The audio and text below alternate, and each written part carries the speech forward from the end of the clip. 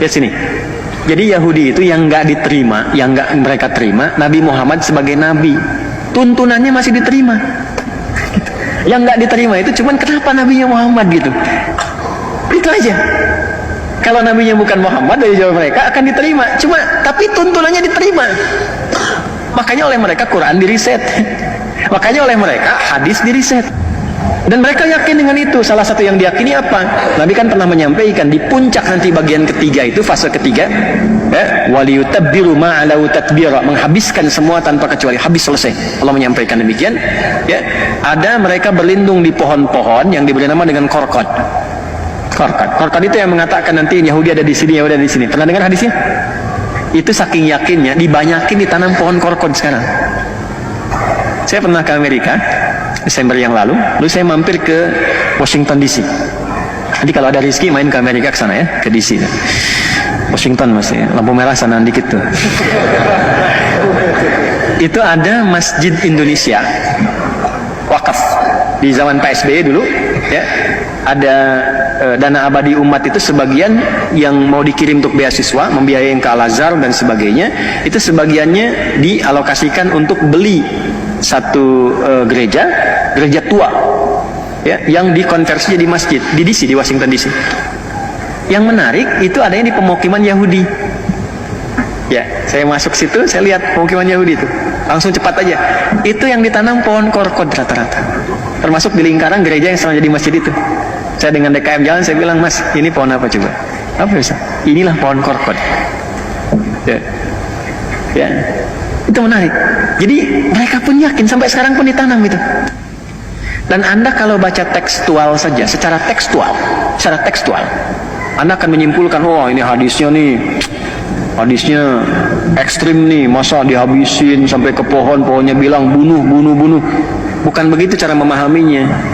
Ini hadis termasuk ayat tadi itu berbicara tentang konfrontasi militer.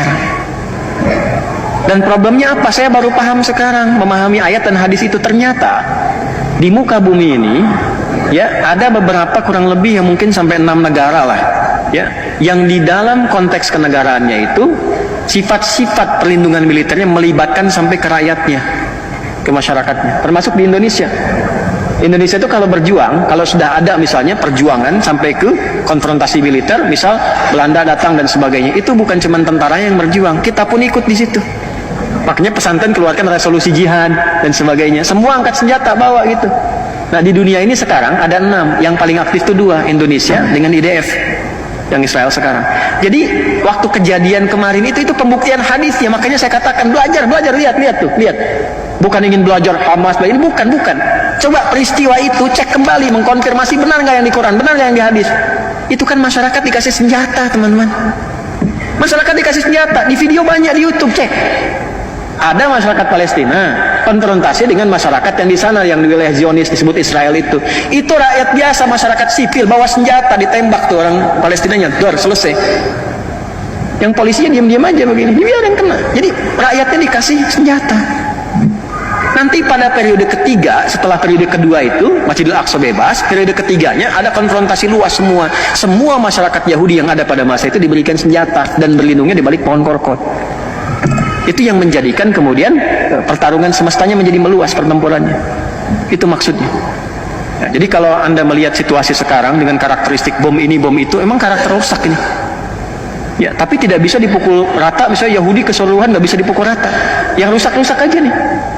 Yang apa? Yang Zionis, yang diklaim dengan Israel sekarang itu. Ya, yang lain-lainnya mungkin ada yang baik-baik juga ada.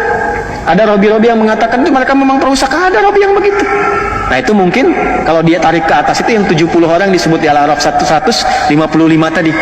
Generasinya itu tuh. Tapi tinggal sedikit. Tapi ujungnya kan kalau nggak beriman sama aja kufur. Tapi setidaknya membawa sifat kemanusiaan yang jelas. Tapi pada umumnya yang rusak lebih banyak. Ya, kalau mendiamkan sesuatu yang rusak kan sama rusak juga. Ya kan?